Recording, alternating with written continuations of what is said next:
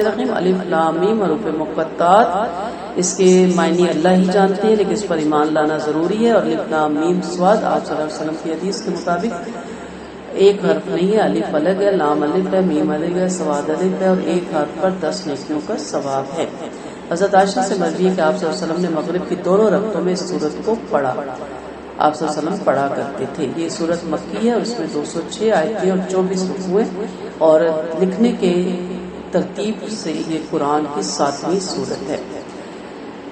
کتاب انزل الیک فلا یکن فی صدرک حرج منہ لتنذر بہ وذکری للمؤمنین، یہ وہ کتاب ہے جو آپ پر نازل کی گئی، لہٰذا اس کی تبلیغ سے آپ کے دل میں کسی قسم کی تنگی نہ آنے پائے، تاکہ آپ اس سے لوگوں کو ہوشیار کر دیں۔ یہ ایمان والوں کی دی نصیحت ہے، تم اس کتاب کی پیروی کرو جو تم پر تمہارے رب کے پاس سے اتاری گئی، اور اللہ کے سوا دیگر دوستوں کی پیروی نہ کرو، تم بہت ہی کم نصیحت پکڑتی ہو۔ یعنی یہ جو قرآن اتارا گیا، یہ جو کتاب اتری ہے، یہ آپ پر آپ کے رب کی طرف سے اتری ہے، ظاہری بات ہے، پھر اس کا محافظ بھی اللہ تعالیٰ کی ذات ہے، تو اس قسم میں کسی قسم کا بھی اس کتاب میں شک و شبہ نہیں ہونا چاہیے، اس کی تبلیغ میں ڈر نہیں آنا چاہیے، دھڑلے سے بات کریں، کوئی شرعی مسئلہ مت چھپائیں، کسی کا ڈر نہ رکھیں، کسی کا لحاظ نہ کریں، اللہ کا پیغام ڈنکے کی چوٹ پر دیں۔ اور اگر اس کو پہنچانے میں لوگ آپ کو کسی ایسے لیبل سے نوازتے ہیں یا آپ کو کسی ایسی اذیت میں مبتلا کرتے ہیں، تو اس کا بھی اللہ کے ہاں بہترین اجر ہے۔ اور آپ دیکھ لیں کہ پیغمبروں نے جب اللہ کی کتابوں کو ان کی قوموں تک پہنچایا تو وہ بہت زیادہ آزمائے گئے، کیونکہ یہ جو احکامات ہوتے ہیں، یہ ہم نے جو اپنے ارد گرد ایک باڑ لگائی ہوتی ہے مفادات کی، اس سے ٹکراتے ہیں، اور جب اس سے ٹکراتے ہیں ہمارے نفس کو گرا گزرتے ہیں، تو پھر ہم ایسے لوگوں کی مخالفت کرنا شروع کر دیتے ہیں۔ ہمیں سستی نجات کے سستے نسخے چاہیے ہوتے ہیں، اور ہم چاہتے ہیں کہ شارٹ کٹ راستے سے جنت میں بھی پہنچ جائیں اور ہماری دنیا بھی جنت بن کے رہ جائے۔ تو اس لیے کہا گیا کہ دھڑلے سے ڈنکے کی چوٹ پہ بتائیں شرک کیا ہے، برائی کیا ہے، گناہ کیا ہے، وہ ہم کسی کو بتاتے ہوئے جھجک جاتے ہیں، رک جاتے ہیں۔ کل بھی میں کسی کا درس سن رہی تھی، اور اس نے جیسے ہی کہا کہ ایسا روزہ مطلوب نہیں ہے صرف بھوکا پیاسا رہنا، کہ آپ سود نہ چھوڑے، رشوت، تو فوراً اینکر سے ٹوکے کہتا ہے آپ اس طرف نہ جائیں۔ تو میرا خود ہنس پڑی کہ پھر کس طرف جائیں، کہ اس وقت آپ اس جگہ بیٹھ کے سود کو نہ چھیڑیں، ایک نیا ایشو کھڑا ہو جائے گا۔ یعنی لوگوں کا ڈر ہے ہمارا پروگرام بند نہ ہو جائے، ہمارا ٹی وی بند نہ ہو جائے، ادھر ادھر سے فونے نہ آنے لگ جائیں، کسی فرقے کو نہ چھیڑے، کسی مسلک کو نہ چھوڑے، سود کو نہ چھیڑے، رشوت کو نہ چھوڑے، میٹھی میٹھی باتیں کریں، میٹھی میٹھی باتیں کر کے چلے جائیں۔ تو میٹھی میٹھی باتیں کہتے ہیں نا، ہاف پاور کڑوا کڑوا تو کہ میٹھی میٹھی سنتیں لینا آپ چھوڑ دیں، کہ کھجور سے ہی روزہ کھلتا ہے، ٹھیک ہے، سود سے بھی روزہ ضائع چلا جاتا ہے، رشوت سے بھی ضائع چلا جاتا ہے، اور گریہ ازاری جو آپ کر رہے ہیں، اور جو منافع میں کمی کر رہے ہیں، اور یہ جو مہنگائی کر رہے ہیں، یہ جو جھوٹ بول رہے ہیں، تمام چیزوں سے روزہ ختم ہو جاتا ہے۔ تو یہاں کتاب کی غرض و غایت بیان کی گئی کہ یہ کافروں کو چوکنا کرنے کے لیے اور مومنوں کے لیے نصیحت کے لیے آئی ہے، اس لیے نبی کریم صلی اللہ علیہ وسلم کے قدم قدم پہ چلو، اس کتاب پر عمل کرو، جس رب نے اتاری ہے وہ آپ کا کارساز ہوگا۔ ہم نے بہت سی بستیاں تباہ کر دی، پھر ان پر ہمارا عذاب رات کے وقت آیا، یا دوپہر کے وقت حالت آرام میں آ پہنچا، پھر جب ان پر ہمارا عذاب آ گیا تو اس وقت انہوں نے یہ کہا کہ باقی ہم ظالم تھے، ہم ان سے جن کے پاس رسول بھیجیں گے تھے ضرور پوچھیں گے، اور نبیوں سے بھی ضرور پوچھیں گے، پھر ہم اپنے علم سے ان کے سامنے بیان کر دیں گے، اور ہم ان سے غائب نہ تھے۔ یعنی قیامت کے دن انبیاء اور اقوام سب سے باز پرس ہوگی۔ انبیاء سے پوچھا جائے گا ہمارا پیغام پہنچا دیا، وہ کہیں گے ہم نے پہنچا دیا۔ امت سے پوچھا جائے گا تم تک ہمارا جب پیغام پہنچا تو تم نے کیا جواب دیا۔ تو اللہ کسی کے عمل سے بے خبر تو نہیں ہے، لیکن وہ وہاں پہ حجت تمام کرنے کے لیے سب باتیں دوبارہ آنکھوں کے سامنے انسانوں کے دہرائے گا۔ والوزن یومئذ للحق، اب تولے جائیں گے، فمن ثقلت موازینہ، جس کے پلڑے بھاری ہوں گے۔ پلڑوں پہ رکھا کیا جائے گا؟ ہمارے اعمال۔ اگر ہمارے اعمال کے وزن بھاری ہیں، تعداد میں بھی زیادہ اور اخلاص میں بھی زیادہ، نیت میں بھی زیادہ، یہ نہ ہو تعداد میں زیادہ اور سارے بدعات کے ہوں، سارے خرافات توہمات کے ہوں، تو پھر اس کی تعداد کو کیا کرنا ہے؟ ٹھیک ہے، کثرت کو نہیں دیکھے گا اللہ تعالیٰ، کوالٹی کو دیکھے گا۔ وہ لوگ فلاح پائیں گے نا، وہاں یہ تو نہیں کہ حسب نسب والا فلاح آ گیا، پھر تو بڑے مزے ہیں، امیر فلاح آ گیا، غریب پیچھے رہ گئے، تو بڑا ظلم ہے۔ تو اللہ کسی بندے پہ رائے برابر بھی ظلم نہیں کرتا، یہ ضرور یاد رکھیے گا۔ ایک دفعہ رات کو سوتے وقت سوچیے گا کہ ترازو ہے اور اس کے پلڑے پہ میرے مال رکھے جا رہے ہیں، تو کیا رکھا جائے؟ خود ہی آپ فیصلہ کر لیں گے، وہ پیشی آنے سے پہلے اپنی پیشی خود ہی آپ کر لیں گے. فمن خفت موازینہ، جس کے پلڑے ہلکے ہوئے، اولئک الذین خسروا انفسهم بما كانوا بآیاتنا یظلمون. غیبت کے بارے میں آتا ہے نا کہ انسان کہ اللہ میرے اتنے اعمال نظر ہی نہیں آ رہے، اللہ کہ وہ پڑھے دیکھا جائے گا تو بھوسے کا ڈھیر، کہ اللہ میرے اتنے اچھے اچھے اعمال بھوسے کا ڈھیر. وہ کہ اللہ کہے کہ تو نے اپنے بھائی کی غیبت کر کے اس کو بھوسا بنا دیا. ہمیں اتنا مزہ آتا ہے غیبت کرنے میں، چھوڑنے کو ہمارا دل ہی نہیں کرتا. اور ہم نے تم کو زمین پر رہنے کے لیے جگہ دی ہے، اور تمہارے لیے اس میں زندگی کا سامان پیدا کیا، تم لوگ بہت ہی کم شکر گزار ہو. وَلَقَدْ خَلَقْنَاكُمْ ثُمَّ صَوَّرْنَاكُمْ ثُمَّ قُلْنَا لِلْمَلَائِكَةِ اسْجُدُوا لِآدَمَ فَسَجَدُوا إِلَّا إِبْلِيسَ لَمْ يَكُنْ مِنَ السَّاجِدِينَ. بلا شبہ ہم نے تمہیں پیدا کیا، پھر تمہاری شکلیں بنائی، پھر فرشتوں کو حکم دیا کہ آدم کو سجدہ کرو، چنانچہ ابلیس کے ساتھ سب نے سجدہ کیا، ابلیس سجدہ کرنے والوں میں نہ رہا. آپ کی تخلیق اللہ تعالیٰ نے خود کی، آپ کو اللہ تعالیٰ نے ملائکہ کو سجدہ کرنے کے لیے کہا، آپ کے والد باپ آدم علیہ السلام کو. اب ہمیں سجدہ کیا گیا اور ہم لگے اپنے جیسوں کے آگے سجدہ کرنے، اور پھر اپنے جیسوں بھی نہیں. اگر آپ ہندوؤں کو دیکھیں، انسان ہی ہے نا، اللہ کی تخلیق ہے. بندر کے آگے سجدہ، ہاتھی کے آگے سجدہ، سانپ کے اندر سجدہ، چوہے کے آگے سجدہ، گائے کے آگے سجدہ. تو کیا ہے انسانیت؟ انسانیت سے ہم گر گئے. ٹھیک ہے، تو ابلیس نے سجدہ نہیں کیا. وہی ابلیس جو ہمارا بڑا ہی گہرا دوست ہے، جس کے بغیر ہم چلتے ہی نہیں، بڑی ہمیں گائیڈ لائن دیتا ہے. اسی نے تو ہمیں سجدہ نہیں کیا تھا، دشمن کو ہم نے دوست بنا لیا، وہ سجدہ نہ کرنے والوں میں سے ہوا. اللہ نے پوچھا قال ما منعك الا تسجد اذ امرتك اس امرتك، فرمایا کہ سجدہ کرنے سے تجھے کس چیز نے روکا جبکہ میں تجھے حکم دے رہا ہوں. کون تھا؟ اللہ. کس کو دے رہا؟ ابلیس کو. اس کا خالق تھا نا، اس کا بنانے والا تھا. کیا کہتا ہے؟ قال انا خیر من، میں اس سے بہتر ہوں. اب بنانے والے کو بتا رہا ہے، اب یہ نہیں سوچ رہا کہ بنانے والا کون ہے. اللہ کہہ رہا میں اس سے بہتر ہوں، تو نے اسے آگ سے پیدا کیا، تو نے مجھے آگ سے پیدا کیا. وہ خلقتہ من طین، تو نے اس سے مٹی سے پیدا کیا. غرور کیا ہوتا ہے؟ دھوکہ کیا ہوتا ہے؟ وہ چیز جو ہوتی نہیں، جو نظر آتی ہے. ہم کہتے ہیں پتہ نہیں کس چیز کا نخرہ ہے، یعنی ہمیں بھی نہیں پتہ چل رہا ہوتا کہ کیوں اکڑ کے چل رہی ہے. خود کو بھی انسان کو غرور میں نہیں پتہ چل جاتا انسان ہے کیا، ایک سانس کا بھی محتاج ہے. تو یہاں یہ کہا گیا کہ کس چیز نے تجھے روکا؟ غرور نے، تکبر نے، حسد نے. میں بہتر ہوں. بنانے والی رب کی ذات ہے، کسی کو نار سے بنا رہی ہے، کسی کو مٹی سے بنا رہی ہے، کسی کو آگ سے بنا رہی ہے. اس کی مرضی ہو جس کو جس سے بنائے. بنانے والی ذات مقدم ہے، سجدہ ہم نے اس کو کرنا ہے، نہ کہ اپنے ساتھ والے کو دیکھنا ہے کہ وہ حقیر ہے. وہ کیسے حقیر ہو گیا؟ سب کو بنانے والا اللہ کی ذات ہے. تو یہاں سے تکبر شروع ہوتا ہے. میں امیر وہ غریب، میں خوبصورت وہ بدصورت. کس نے بنایا آپ کو خوبصورت؟ اللہ نے. اگر کسی کو آپ شکل صورت دی تو کس نے دی؟ اللہ نے. انسلٹ کس کی ہے؟ ساتھ بیٹھے ہوئے کی نہیں، نعوذ باللہ اللہ کی. توہین کس کی ہے؟ نعوذ باللہ اللہ کی. بنانے والے کاریگر کی. کوئی عمارت دیکھتے ہیں کہتے کیا عمارت بنائی ہے، اس کا بنانے والا آرکیٹیکٹ کتنا زبردست ذہن رکھتا ہے. تعریف کس کے پیچھے ہوتی ہے؟ کسی بھی شاہکار کو دیکھیں، تعریف کس کی ہوتی ہے؟ اس کی خوبصورت چیز کو کیا کہا گیا؟ دیکھیں سبحان اللہ کے، ماشاء اللہ لا قوت الا باللہ، کہ اللہ کی شان ہے جس نے بنا ڈالا. تو تکبر کیا ہے؟ مجھے بھی رب نے بنایا، تو اس کو بھی رب نے بنایا. ہمیں امیر بنایا، اسے غریب بنایا. ہمیں غریب بنایا یا اسے امیر بنایا. نخرہ کس چیز کا؟ بنانے والی وہ ذات ہے. سو حسد، تکبر جب آئی سوچا کرے کہ مجھے اگر کسی چیز پہ نخرہ یا غرور ہے، فخر ہے، تو دینے والی جو ذات مجھے دے سکتی ہے وہ لے بھی سکتی ہے، اور جس رب نے جن کو نہیں دیا ان کو دے بھی سکتا ہے. ہم نے انگوٹھا چھاپ لوگوں کو بھی پھر کھرب پتی ہوتے دیکھا. وہ قل اللہم مالک الملک کی پڑھی تھی نا ہم نے آیتیں. اس لیے اس نے کہا کہ میں بہتر ہوں، خود سے ہی کہہ دیا کہ میں بہتر ہوں. اللہ نے کیا کہا؟ قالا اتر اس میں سے، نکل جا یہاں سے، تجھے یہاں رہ کر تکبر کرنے کا کوئی حق نہیں، لہٰذا تو یہاں سے نکل جا. اس سے کیا پتہ چلتا ہے کہ رائی برابر تکبر بھی جس کے دل میں ہوگا حدیث کے مفہوم کے مطابق وہ جنت میں نہیں جائے گا. لیکن ایک لمحے کو رک کے سوچے کہ تکبر کس چیز کا؟ مانگی ہوئی چیز کا تکبر ہوتا ہے. میں کسی سے جویلری سیٹ مانگ کے پہن جاؤں، فکر ہی لگا رہتا ہے ٹوٹ نہ جائے، گر نہ جائے، بار بار چیک کروں گی کانٹا تو نہیں گر گیا. آپ کو میرے پاس آتا ہے کہتا ہے بڑا خوبصورت سیٹ ہے، آپ بڑے خوش ہوتے ہیں. ساتھ ہی ہوتا ہے پوچھنا لے کتنے کا ہے. ٹھیک ہے چلو پوچھ رہے کتنے کا، ہم آئیں بائیں شاید بڑے سال پہلے بنایا تھا تو یاد بھی نہیں. جھوٹ پہ جھوٹ بولنا شروع کر دیتے ہیں نا. تو ہماری تو سانس بھی مانگی ہوئی، ہماری تو زندگی بھی مانگی ہوئی. نخرہ کس چیز کا؟ غرور کس چیز کا؟ اکڑ کس چیز کی ہے؟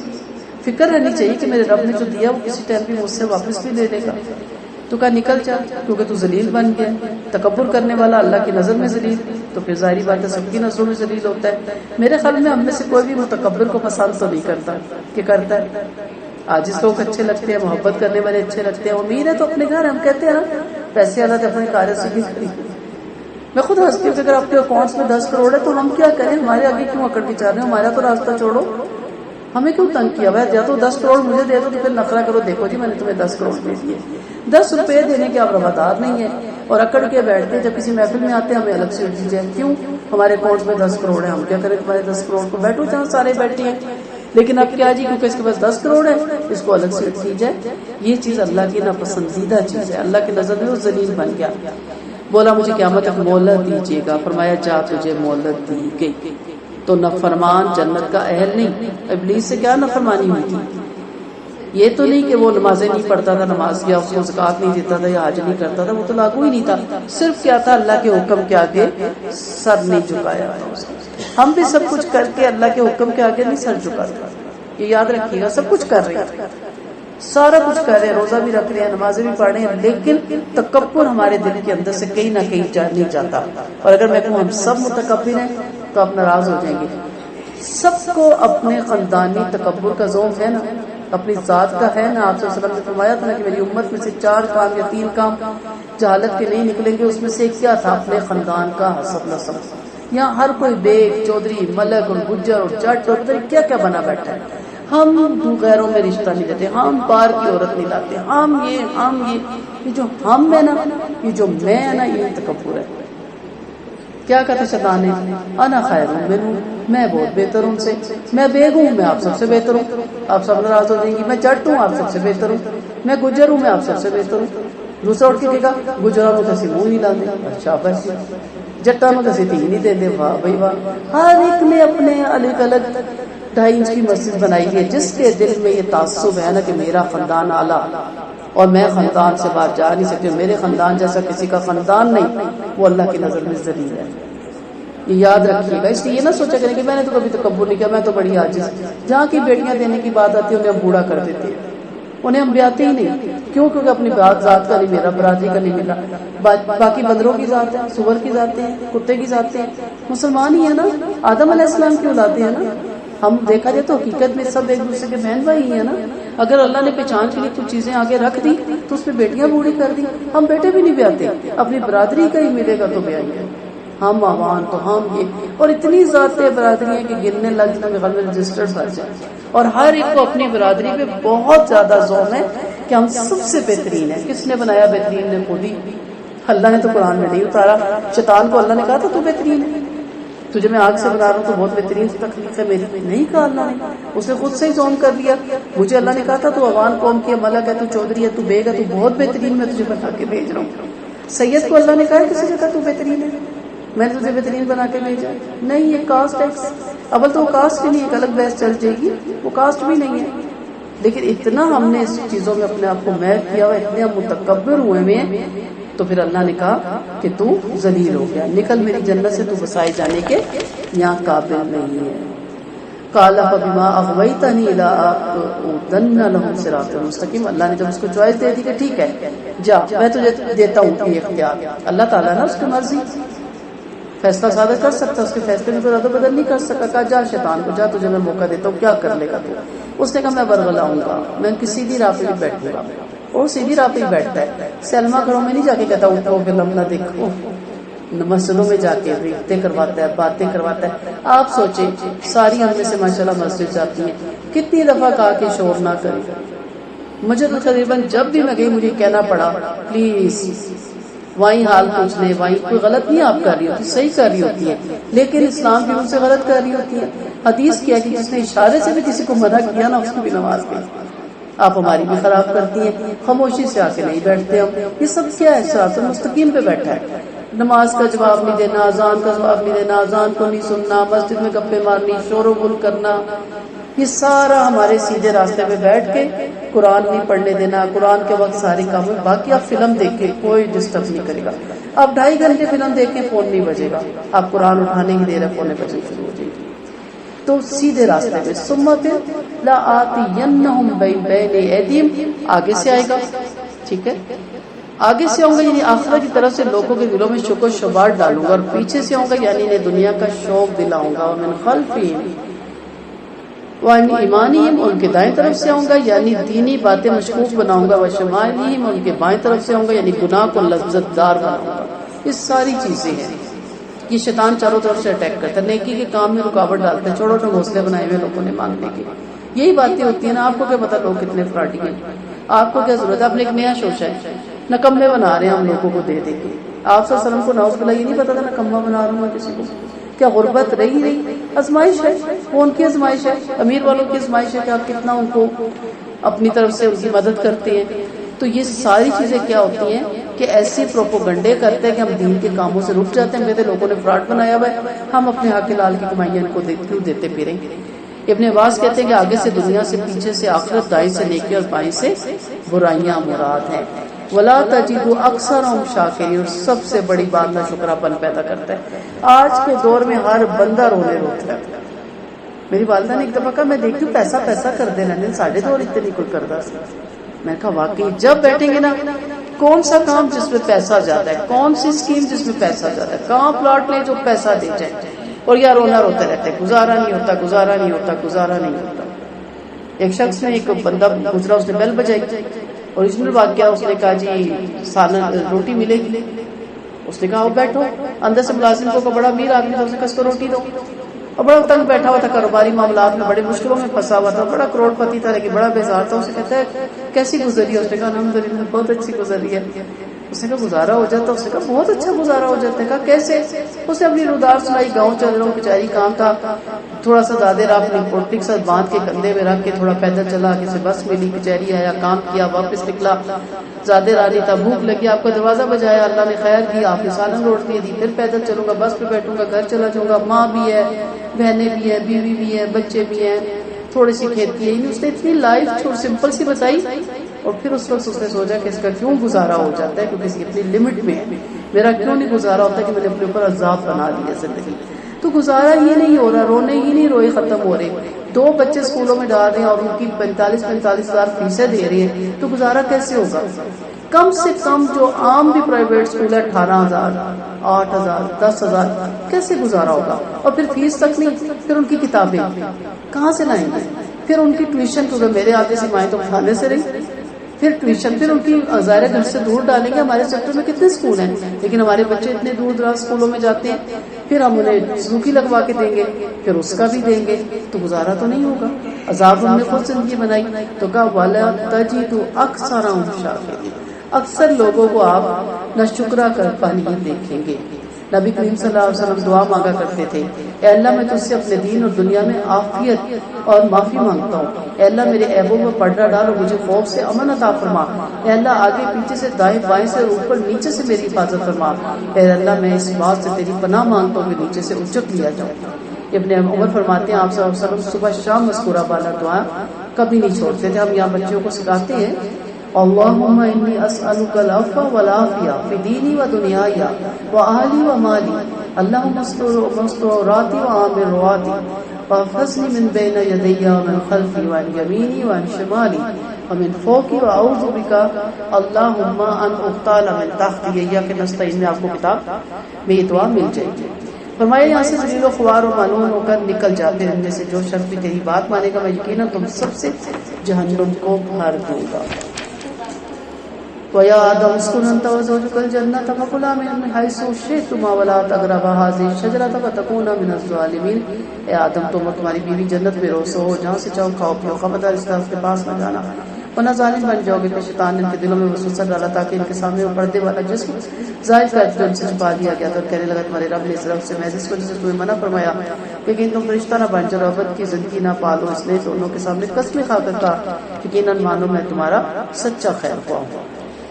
چنانچہ وہ اللہ پر جھوٹ بول کر آدم اور حوا سے کیا کہتا ہے کہ اگر اس درخت کو تم نہیں کھا رہے تو تمہیں پتہ ہے اس میں رب کی کیا حکمت ہے؟ میں جانتا ہوں کیونکہ میں تم سے پہلے بنایا گیا ہوں اور میں اللہ کی ہر بات کی راز کو جانتا ہوں. وہ کہتا ہے تم اگر سکھاؤ گے تو ہمیشہ رہنے والے بن جاؤ گے. تو اللہ نہیں چاہتا کہ تم ہمیشہ جنت میں رہو یا ہمیشہ. یہی غلط فہمی ہمارے اندر پیدا ہوتی ہے. ہم اتنا زیادہ کیوں کماتے ہیں کہ ہمیں شیطان نے غفلت میں ڈال رکھا ہے کہ ہم ہمیشہ یہاں رہیں گے. پھر مجھے اپنے بڑوں کو بتانا پڑتا ہے. صحیح اگر آپ دینی اسلاف میں بزرگوں میں جائیں تو ان کے تو کیا کہنے. ہمارے اپنے بڑے کہتے تھے بس بیٹا گھر رہنے کو چھت ہے، کھانے پینے کو روزگار ہے، کافی ہے. بچے جانے ان کے کام جانے، جب اپنی زندگیوں میں قدم رکھیں گے بناتے رہیں گے. ہم تو پڑپوتوں تک دوتوں تک بنا کے جاتے ہیں، کیوں ہم ہمیشہ رہیں گے. اپنا سوچیں، اتنا کریں جتنا آپ کے اوپر ذمہ داری ہے اپنے بیوی بچوں کی اور نان نفقے کی. اس سے آگے جب وہ بالغ ہوں گے اپنی ذمہ داریاں وہ خود اٹھائیں گے. لیکن ہمارے یہاں الٹی گنگا بہتی ہے، ہم تو پوتے دوتوں کے نام بھی سب کچھ کر کے جاتے ہیں. مسئلہ یہ ہے کہ مال ہمارا کھائیں گے وہ حساب ہم دیں گے، اتنی سی بات ہمارے پلے نہیں پڑتی. تو شیطان نے آدم اور حوا کو جھوٹی قسمیں کھا کر برگلایا تھا. یاد رکھیے اس کی ہر قسم جھوٹی ہوتی ہے، اس کا ہر دعویٰ جھوٹا ہوتا ہے. اور وہ ایسے ایسے مشورے دیتا ہے کہ بچوں اور بچیوں کی ایسی تربیت کرو کہ کل کسی مقام پہ پہنچے. اور وہ ایسے مقام پہ پہنچتے ہیں کہ اللہ معاف کرے اس مقام سے برا کوئی مقام نہیں پھر ہوتا. اللہ اور اس کے رسول سے جوڑیں.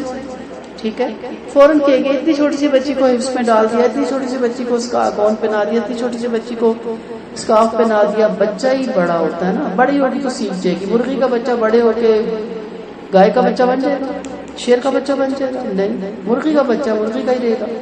بچپن میں جیسی آپ ان کی تربیت کریں گی ویسے ہی بڑے ہو کے تربیت کریں گی. ابھی انہیں اسٹرانگ بنائیں، بیان حق بنائیں، اللہ کے ساتھ جوڑیں. بچیوں کو ابھی اسکارف کی عادت ڈالیں. یہ عادت ایسی ہے جو عبادت بنتی ہے. عادت نہ پڑی تو عبادت تو پھر دور کی بات ہے. ابھی مسجدوں میں لے کے جائیں، ابھی حفظ میں ڈالیں. سختی اس طرح کی کریں کہ تھوڑا سا ان کو آخرت کے ساتھ جوڑی رکھیں، لیکن اتنی سختی ضرور کریں کہ ان کے اندر اللہ اور اس کے رسول کی محبت پیدا ہو. ابھی لگے گا بڑے ضرور کر رہے ہیں. مائیں ہم ذرا بڑی فلاحٹ ہوتی ہیں نا، لیکن یاد رکھیں پھر محمود غزنوی جیسی مائیں ہم پیدا نہیں کریں گے. ٹھیک ہے، پھر وہ اولادیں مت ڈھونڈیں جنہوں نے تاریخ رقم کر دی. پھر ایسی اولادیں ہوں گی جو میوزک پہ گانے گائیں گی، کانسرٹ کریں گی اور آپ کے نام روشن کریں گی، اور مرنے کے بعد آپ کے کھاتے میں بھی اس کا اجر پہنچتا رہے گا. چنانچہ انہیں دھوکہ دے کر کھینچ لایا. پھر جب انہوں نے اس درخت کا پھل چکھ لیا تو دونوں کے پردے والا جسم ایک دوسرے کے سامنے کھل گیا. دونوں نے اپنے جسموں پر جنت کے پتے جوڑ جوڑ کر رکھنے لگے. اور ان کے رب نے پکار کر ان سے کہا کہ میں نے تم کو اس درخت سے نہیں روکا تھا کہ تم کو یہ بات نہیں سمجھائی تھی کہ شیطان تمہارا کھلا دشمن ہے. دونوں نے دعا مانگی کہ ہمارے رب ہم نے اپنے اوپر ظلم کیا، اگر تم نے معاف نہیں فرمائے گا اور ہم پر رحم نہیں فرمائے گا تو یقیناً ہم زبردست گھاٹے میں پڑ جائیں گے. آدم سے خطا ہوئی، فوراً مان لی، توبہ کی، پشیمان ہوئی. اور آپ نے فوراً دعا مانگی اور وہ آپ سب دعا جانتے ہیں. شیطان کی خصلت کیا ہے؟ گناہ ہوا، اڑ گیا اور کہا تو نے برگلایا اس لیے میں اب ان سے بدلہ لوں گا. تو یہ شیطانی روش ہوتی ہے. جیسے ابیل اور قبیل کے واقعے میں دیکھیں، ابیل کی قربانی قبول ہوئی، قبیل کی نہیں ہوئی. اپنی غلطی ایکسیپٹ کرنے کے بجائے اس نے کیا کہا؟ اس نے کہا تیری کیوں قبول ہوئی؟ حسد کی اور حسد کی بات کر تیری قبول ہوئی، میں تجھے بھی زندہ نہیں چھوڑوں گا. یہاں سے آپ کو پتہ چلے گا کہ آپ کی عادتیں کیسی ہیں. اپنے اندر آدمیت والی عادتیں اپنائیں. غلطی ہوگی، لرزش ہوگی، بھول ہوگی، خطا کار ہے. نبی کریم صلی اللہ علیہ وسلم نے فرمایا کل آدم خطا کار ہے، اور ان خطا کاروں میں سب سے پسندیدہ خطا کار کون ہے؟ جس سے غلطی ہوئی اس نے توبہ کی. یہ نہیں کہا کہ وہ جس سے کبھی غلطی نہیں ہوئی. انسان خطا کا پتر ہے. جہاں کی غلطی ہو، جب احساس ہو جائے، ندامت ہو جائے، کوئی یاد دلا دے تو فوراً توبہ کر لے، فوراً اللہ سے معافی مانگ لیں کہ اللہ تعالیٰ انسان بشری تقاضوں کے تحت یہ گناہ ہو گیا. قال اهبطوا بعضكم لبعض عدو، فرمایا ایسی حالت میں اترو کہ تم ایک دوسرے کے دشمن رہو گے اور زمین میں تمہارے واسطے ایک مدت کے لیے رہنے کی جگہ اور فائدہ اٹھانا ہے. فرمایا تم وہیں زندگی گزارو گے، وہیں مرو گے، اور اس سے تمہاری دوبارہ پیدائش کی جائے گی. یعنی دنیا میں بسایا جانا تھا. شروع میں آپ دیکھ لیں اللہ نے کیا کہا تھا؟ وَإِذَا قِيلَ رَبُّكَ لِلْمَلَائِكَةِ اسْجُدُوا لِآدَمَ، اللہ نے کہا تھا وَإِذَا قِيلَ رَبُّكَ لِلْمَلَائِكَةِ إِنِّي جَاعِلٌ فِي الْأَرْضِ خَلِيفَةً.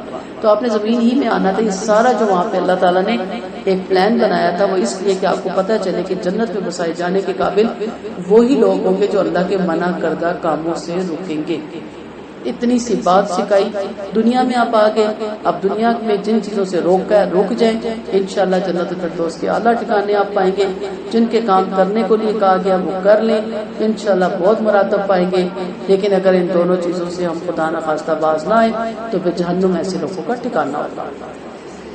یا بنی آدم قد انزلنا علیکم لباسا یواری سوآتکم وریشا. اب آگے وہ کام جو کرنے کے لیے ہم آئے تھے. اے فرزند آدم، جب ہم نے تم پر لباس اتارا جو تمہارے ستر بھی چھپاتا اور باعث زینت ہے. خوبصورت لباس ضرور ہو لیکن ستر کو چھپانے والا ہو، ستر کو دکھانے والا نہ ہو. ایسا لباس مت پہنے جس میں بلکہ زیادہ نمایاں خوبصورتی ہو. ویسے کسی شخص کو بنانا دیکھو کتنا برا لگتا ہے، کرات آتی ہے نا، کچھ بھی نہیں خوبصورتی. لیکن جب اس کو خوبصورت زینت دار کپڑے، ٹائٹ شرٹس بنا کے اور اس طرح کے آپ کے تمام باڈی نمایاں نظر آئے تو اٹریکشن پیدا ہو جاتی ہے. تو یہاں کیا ہے کہ لباس بناؤ ریشہ کلرفل کو کہتے ہیں، پرندے کے پروں کو کہتے ہیں جس میں بڑے کلر ہوتے ہیں، لیکن تمہاری شرم گاہوں کو چھپائے، تمہارے سطر کو چھپائے، نہ کہ نمایاں کرے. عورت کا سطر بھی آپ جانتے ہیں پاؤں کے گھٹنے سے لے کے سر تک ہے، اور مرد کا بھی آپ جانتے ہیں ٹخنوں سے لے کے اس کی ران تک، اوپر تک، پیٹ تک ہے.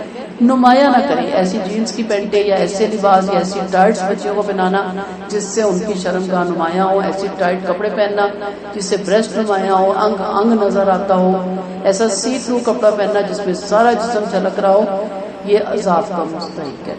ٹھیک ہے، تو ان چیزوں سے بچیں انشاءاللہ. جسے میں کل بھی آپ کو کہا تھا نا جنت الفردوس میں جائیں گے دن میں 70 جوڑے بدلیں گے. ہمارا ایمان ہے، ہمارا یقین ہے، پورے بنائی جائیں گے، جنت کی ملکہ بنے گی.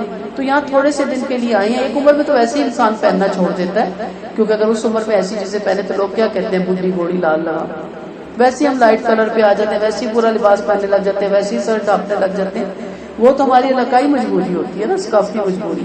اللہ سے محبت کرتے ہوئے اپنی جوانیوں میں اپنے سطر کو ڈھانپے، بہترین کپڑے پہنے لیکن سطر کو چھپاتے ہوئے ہوں. اور باہر تو آپ یہ بھی سطر کی بات ہو رہی ہے، حجاب کی بات نہیں ہو رہی، وہ آپ سورۃ نور میں پڑھیں گے.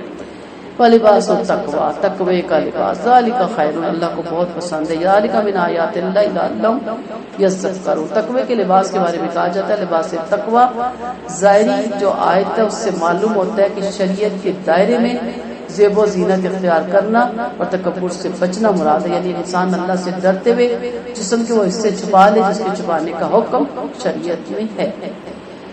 اے فرزند آدم کے شیطان تمہیں کسی فتنے میں نہ ڈال دے جیسے اس نے تمہارے ماں باپ کو جنت سے اسی حالت میں نکلوا دیا تھا کہ ان سے ان کا لباس بھی اتروا دیا تھا تاکہ انہیں ان کا سطر دکھلا دے. دیکھو وہ اور وہ اس کا لشکر تمہیں دیکھتا ہے کہ مگر تم انہیں نہیں دیکھتے. ہم نے شیطان کو انہی کا دوست بنایا جو بے ایمان ہے. تو شیطان سے ہمیشہ چکنا رہنا ہے، ہر چیز میں، بنانے میں، خریدنے میں، دینے میں، دلوانے میں، کہ کسی جگہ بھی شیطان کا تھوڑا سا بھی عمل دخل نہ ہو جائے. وہ ساتھ ساتھ آپ کے لگا رہتا ہے. مجھے بہت پہلے یاد ہے، میں نے بڑے بھائی کی شادی کرنی تھی تو میں اس کی ویڈنگ ڈریس بنوانے کی، تو میں کہا مجھے پوری بازو والا چاہیے. تو اسے بڑے آرام سے کہا، اس نے کہا پہلے دن کا ڈریس کون بازو والا بنواتا ہے؟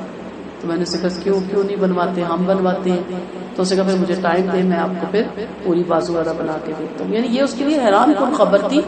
کس کتاب میں لکھا کہ پہلے دن برہنگی والا ہی ڈریس دونوں کو پہنایا جائے؟ کہیں بھی نہیں لکھا.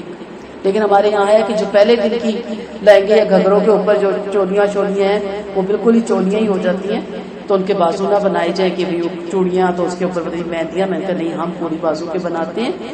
تو یہ شیطان ہر جگہ آپ کو سکھاتا ہے کہ ٹھیک ہے آپ بہت دیندار ہیں، کی شادی ایک ہی دفعہ ہوتی ہے. ہماری ایک دوست کو کسی نے کہا تھا شادی ایک ہی دفعہ ہوتی ہے، اس نے کہا مروں گی بھی ایک ہی دفعہ، دوسری دفعہ نہیں مروں گی. مجھے اس کی بات کلک کر گئی تھی. شادی تو پھر بھی دوسری دفعہ ہونے کا چانس ہے، خدا نہ خواستہ بے عقلی کی صورت میں یا طلاق کی صورت میں، اور ناپسند آئے تو خلا لینے کی صورت میں بھی. لیکن مرنے کا تو دوسرا کوئی چانس ہے ہی نہیں. اور اس کے بعد کھاتے ختم اور پھر معاملہ میں شروع ہو جائیں گے. جب یہ مشرک کو بے حیائی کا کام کرتے تو کہتے کہ ہم نے اپنے بزرگوں کو اسی راہ پر پایا، اللہ ہی نے تمہیں اس کا حکم دیا. فرما دی کہ اللہ بے حیائی کا حکم دیتا ہے، کیا تم بلا دلیل کے اللہ کے سامنے جھوٹ لگاتے ہیں؟ اللہ یہ چاہیں گے. آپ فرما دے میرے رب نے تو انصاف کا حکم دیا اس بات کا بھی کہ تم ہر سجدے کے بعد اپنا رخ سیدھا رکھو، اس کی طرف عبادت کرو کہ عبادت کو خالص اللہ کے لیے رکھو. اللہ نے جسے تم کو شروع میں پیدا کیا تھا اسی طرح تم کو دوبارہ پیدا کرے گا. بعض لوگوں کو رب نے ہدایت فرمائی اور بعض لوگ گمراہی ثابت ہو چکے، انہوں نے اللہ کو چھوڑ کر شیطانوں سے دوستی گھاٹ لی اور یہ خیال کیے ہوئے کہ ہم راہ پر ہیں. یعنی یہ آیت کیوں اتری؟ اس کے سبب نزول میں ہمیں پتہ چلتا ہے کہ عرب سوائے قریشیوں کے برہنوں کے طواف کرتے تھے. کہتے تھے ہم ان کپڑوں میں اللہ کی نافرمانیاں کرتے ہیں، اس لیے ان کے ساتھ ہم خانہ کعبہ کا طواف نہیں کر سکتے. عورتیں بھی برہنہ طواف کرتی تھی، اپنی شرم گاہ پہ چھوٹا سا کوئی چمڑے کا ٹکڑا یا پتہ رکھ لیتی تھی اور کیا کہتی تھی کہ یہ اللہ کا حکم ہے، ہمارے باپ دادوں کا فعل مستند ہے، یہ اللہ کی شریعت ہے. اب آنے والی نسلوں نے تو یہی سمجھنا نا کہ اللہ کی شریعت ہے. انہیں کیا پتا، تحقیق جو نہیں کیا جاتا. جیسے ہمیں لگتا ہے کہ جلیسویں کل جمعراتیں برسیاں اللہ کی شریعت ہے، نیکی سمجھ کے کرتے ہیں نا، دین سمجھ کے کرتے ہیں. تحقیق کی تو پتہ چلا کہ اس کا دور دور تک دین سے کوئی کام نہیں، اس کا کسی جگہ بھی حوالہ نہیں ملتا. سو ان پہ بڑی حیرانگی ہوتی ہے.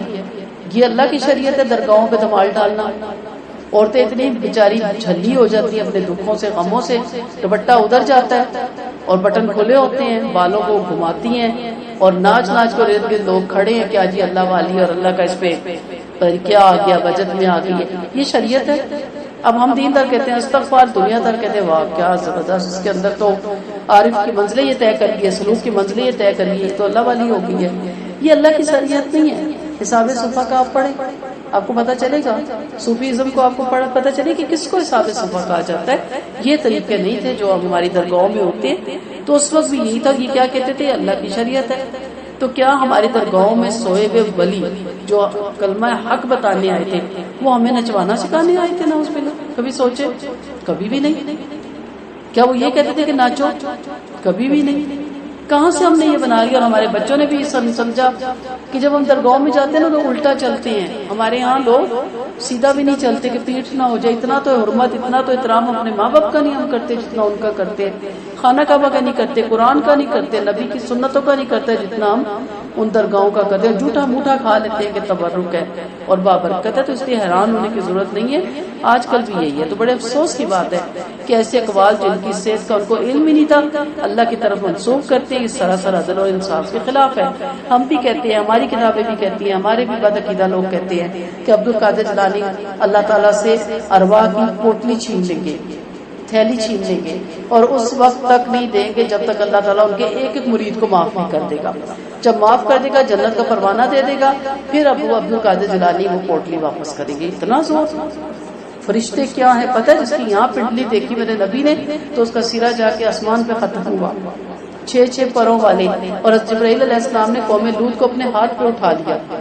اب سوچے قوم لوط کی بستی کتنی بڑی ہوگی، اور تلی پہ اٹھا لیا اور اوپر سے جا کے پٹخا، وہ مجبور ہو جائے گی عبد القادر جیلانی کے ہاتھ میں۔ آپ سوچیں، اور چلیں یہاں تک بھی آپ رک جاتے، اللہ بھی مجبور ہو گیا نعوذ باللہ، وہ بھی رکا ہوا ہے، اور جب تک وہ مان نہیں رہا اور اللہ سے منوا لیں گے عبد القادر جیلانی۔ یہ ہمارے بد عقیدے ہیں، وہ باتیں ہم اللہ کی طرف منسوخ کرتے ہیں جس کا کوئی دور دور تک سوچ بھی نہیں سکتا۔ اے اولاد آدم، تم ہر نماز کے ساتھ اپنا لباس پہن لیا کرو، کھاؤ پیو اور حد سے آگے نہ بڑھو، کیونکہ اللہ حد سے آگے بڑھنے والوں کو پسند نہیں کرتا۔ یعنی مسجدوں میں عمدہ لباس پہن کر جانے کا حکم ہے۔ عمدہ لباس سے مراد یہ نہیں کہ اب آپ مہنگا خریدیں، نیا ہو، صاف ستھرا ہو، نیٹ اینڈ کلین ہو۔ مشرکین مکہ کی مذمت کی جا رہی کہ ننگے ہو کے بیت اللہ کا طواف نہیں کیا جاتا۔ مسلمانوں کو حکم ہے کہ لباس پہن کر مسجدوں میں جاؤ، زینت کر کے جاؤ، جیسے سرمے کا آپ کو پتہ ہے، مسواک کا آپ کو پتہ ہے، تیل لگانا ہے، صاف ستھرا ہونا ہے، اس دن غسل کرنا ہے، ہاں ستر کو چھپاتا ہو، تمام عمدہ کپڑا لباس میں داخل ہے، کاٹن پہنے، ریشمی پہنے، جو آپ کا دل کرتا ہے پہنے۔ زینت کرنا مستحب ہے، خاص طور پر جمعے والے دن، عید کے دن، بقرہ عید کے دن خوشبو لگانا مستحب ہے، خاص مردوں کے لیے۔ عورتیں اگر مردوں کے بیچ میں ان کا گزر ہونا ہے تو پھر وہ نہیں لگائے گی، تو یہ سب کچھ داخل ہے۔ تو اس لیے کہا گیا کہ عمدہ لباس پہنا۔ عمدہ لباس کون سا ہے؟ زیادہ تر سفید لباس کو پسند کیا گیا۔ آپ صلی اللہ علیہ وسلم نے فرمایا سفید کپڑا پہنو کیونکہ یہ تمہارا بہترین لباس ہے، اور اسی میں اپنے مردوں کو کفناؤ، اور تمہارا بہترین سرما عصمت ہے کیونکہ نگاہ تیز کرتا ہے اور پلکوں سے بال اگاتا ہے۔ بہرحال اس سے ضروری نہیں کہ آپ سفید کپڑا ہی پہنے، نبی کے صلی اللہ علیہ وسلم کی حدیث ہے، اس حدیث پہ اگر آپ عمل کرنا چاہتے تو ضرور کریں، نہیں کرنا چاہتے کوئی اس میں گناہ بھی نہیں ہے، لیکن بتایا گیا کہ سفید رنگ اللہ کے نبی کو بہت پسند ہے۔ آپ صلی اللہ علیہ وسلم نے فرمایا کھاؤ پیو پہنو اور خیرات کرو، اور غرور اور اسراف سے بچو، کیونکہ اللہ پاک اپنے بندوں پر اپنی نعمت دیکھنا پسند فرماتا ہے۔ یہ نہیں کہ آپ اتنے برے حال میں ہو کہ آپ کو دیکھ کے لوگ فقیر سمجھنے لگ جائے اور آپ کو صدقہ دے کے چلے جائے، اور بعد میں آپ کو پتہ چلے کہ آپ اچھے خاصے ٹھیک ٹھاک ہے، آپ لیتے ہوئے کہ مجھے کیوں دے، کہ میرے پاس تو اتنا ہے۔ تو آپ کی حالت ایسی نہیں ہونی چاہیے نا کہ مسکینوں جیسی شکل بنائی اور فقیروں جیسے لباس پہنے، اور صاف ستھرے رہیں، ٹھہراؤ رکھیں، بلکہ اتنا چہرے پہ وقار آئے کہ دیکھنے والا یہی سمجھے کہ آپ بہتر سے بہتر زندگی گزار رہے ہیں۔ آپ فرما دیں کس نے وہ کپڑا جو اللہ نے اپنے بندوں کے لیے پیدا کیا اور کھانے پینے کی پاکیزہ حلال چیزیں حرام کی، آپ فرما دیں یہ چیزیں قیامت کے دن خالص مسلمانوں کے لیے ہوگی اور دنیا میں بھی خاص مومنوں کے لیے۔ اسی طرح ہم ایک ایک آیت سمجھداروں کے لیے تفصیل سے بیان کرتے ہیں۔ آپ فرما دیں میرے رب نے بے حیائی کی تمام کھلی اور چھپی باتیں گناہوں پر ناحق ظلم کرنا اور اللہ کے ساتھ شریک ٹھہرانا جس کی اللہ نے کوئی دلیل نہیں اتاری حرام کر دی، اور وہ بھی کہ تم اللہ کی طرف سے ایسی باتیں منسوخ کرو جن کی تمہارے پاس کوئی دلیل نہیں۔ وَلِكُلِّ أُمَّةٍ أَجَلٌ، اور ہر گروہ کا ایک مقررہ وقت ہے جب وہ اس وقت مقربت آ جائے گا تو ایک ساتھ بھی آگے پیچھے نہ ہوں گے. اے فرزند آدم اگر تمہارے پاس نبی آئیں جو تم میں سے ہوں گے تمہیں میرے کام سنائیں تو بادشاہی اختیار کریں گے اور اپنی اصلاح کرے گا. انہیں نہ کچھ اندیشہ ہوگا نہ وہ غمگین ہوں گے. جنہوں نے ہمارے احکام جھٹلائے اور ان سے غرور کیا وہی جہنمی ہے جہاں وہ ہمیشہ ہمیشہ رہیں گے. سو پتہ کیا چل رہا ہے کہ ہر زمانے والے کے لیے اللہ کی طرف سے ایک مقررہ مدت ہے. جب وہ پوری ہو جاتی ہے تو پھر اس سے ایک سیکنڈ کی بھی مہلت نہیں ملتی. نہ تو مقررہ مدت میں ایک منٹ کی تاخیر ہو سکتی ہے نہ جلدی. وہ قوم ٹھیک اپنے وقت پہ فنا ہو جاتی ہے. تو یہاں مسلمانوں کو کیا کہا گیا؟ آدم کو جھنجھوڑا جا رہا ہے تمہارے پاس رسول آ گئے, کتابیں آ گئی, احکامات آ گئے, آیتیں آ گئی. پھر جو ممنوعات ترک کر کے اطاعت گزاری میں لگا اس کے لیے خوشخبری ہے, اور جو نہیں لگا اس کے لیے پھر آپ دیکھ لیں کہ جہنم کا سخت اس کے لیے عذاب ہے. بھلا اس سے بڑھ کے کون بڑا ظالم ہوگا جو اللہ پر طوفان اٹھائی اس کے احکامات جھوٹے بتائے ان کے نصیب کا حصہ انہیں مل جائے گا. پھر جب ہمارے بھیجے ہوئے فرشتے ان کی روح قبض کرنے کے لیے آئیں گے تو کہیں گے تم اللہ کو چھوڑ کر جن کی پوجا کیا کرتے تھے وہ کہاں گئے؟ جواب دیں گے وہ سب ہم سے غائب ہو گئے. اقرار کریں گے کہ واقعی ہم کافر تھے. مشرک شرک کا اعتراف کر کے مرتے ہیں. پھر فرمایا جب ان کی روح قبض کرنے کے لیے ہمارے فرشتے آتے ہیں ان کے اس وقت ان کے معبود کہاں ہوں گے جن کی دنیا میں ان کی عبادت کرتے تھے, جن کے بارے میں ان کو زوم تھا کہ ہمارے سفارشی ہوں گے, ہم عذاب سے چھڑا لیں گے. یہ بڑی حسرت سے جواب دے گے کہ ہم سے تو سب غائب ہو گئے, ہم سے تو سب ہٹ گئے, ہمیں ان سے کسی فائدے اور بھلائی کی توقع نہیں. واقعی ہم کافر ہیں, ہمیں اپنے کفر اور شرک کا اعتراف ہے. معلوم ہوا مشرک اپنے شرک کا فرشتوں کے سامنے اعتراف کر کے مرتے ہیں پر اس وقت کوئی فائدہ نہیں.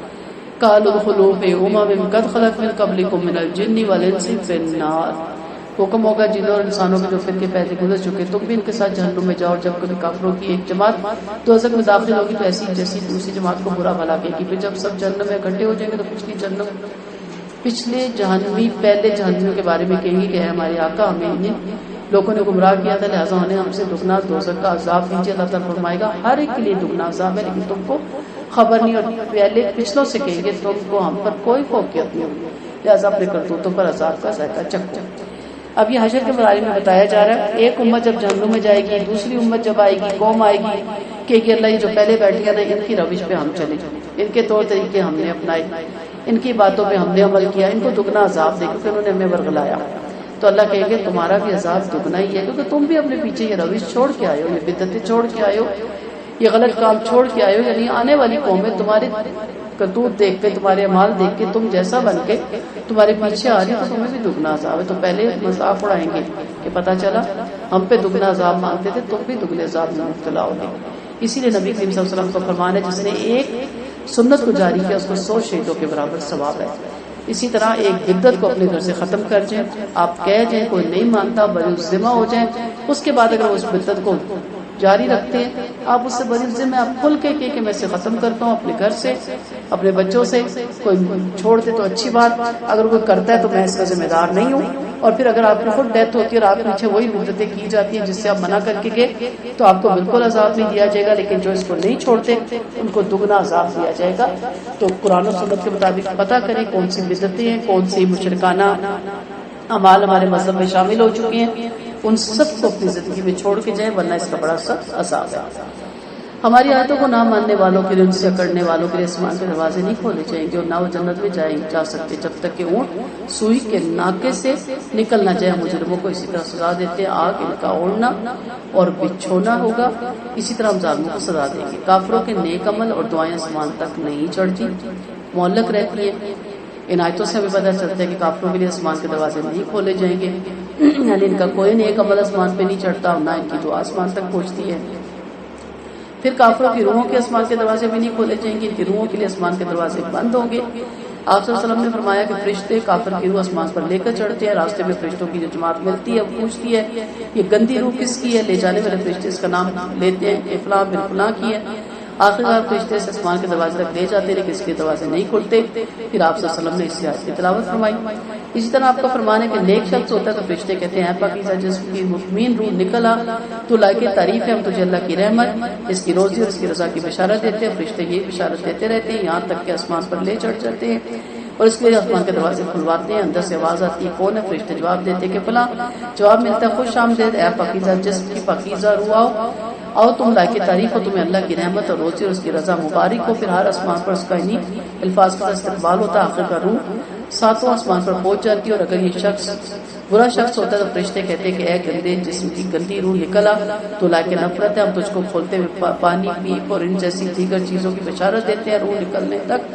فرشتے یہی کہتے رہتے، پھر آسمان پر لے جا کر چڑھتے اور دروازے کھلواتے ہیں، آواز آتی ہے کون ہے؟ کہتے فلاں بن فلاں، جواب ملتا ہے گندے جسم کی روح کو مرحبا نہیں، واپس لوٹ جا، تو قابل مذمت ہے، تیرے لیے آسمانوں کے دروازے نہیں کھولے جائیں گے۔ چنانچہ اسے آسمان اور زمین کے درمیان چھوڑ دیا جاتا ہے، پھر یہ قبر میں اپنے جسم پہ واپس لوٹ آتی ہے۔ پھر فرمایا جنت میں نہیں جا سکتے جب تک اونٹ سوئی کے ناکے سے نہ نکل جائے، یعنی آپ کو سوئی دے دی جائے اور ایک طرف اونٹ رکھ دیا جائے اور کہا جائے کہ اونٹ کو اس ناکے سے گزارے، تو امپاسبل کام ہے، ناممکن کام ہے۔ اسی طرح مشرک اگر آپ کہیں کہ وہ جہنم سے نکال دیے جائیں گے یا جنت میں داخل کر دیے جائیں گے، تو یہ ناممکن کام ہے، امپاسبل کام ہے۔